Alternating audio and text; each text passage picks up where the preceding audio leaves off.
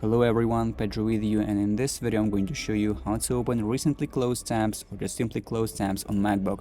So actually it is very easy. First of all, of course, you need to open the Safari browser or any other browser you use.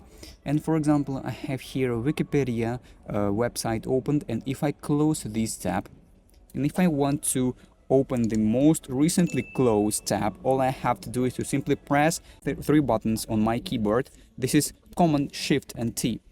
And this combination of the buttons will open the most recently closed tab on your MacBook.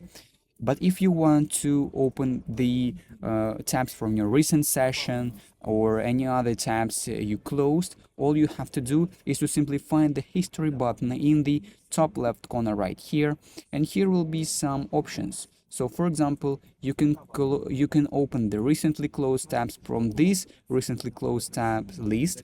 You can choose here the tab you want to open, or you can just simply open the all windows from your last session. So for example, in the last session I had some windows and I want to reopen them. All I have to do is to simply click here, and all tabs from my last session on this browser will be opened. If I want to see the all history on this browser, all I have to do is to simply click on the show all history button, and I will see all the history on this browser, on this Safari browser.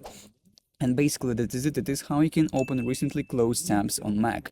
If you found this video useful, leave a like and subscribe to the channel. Thank you.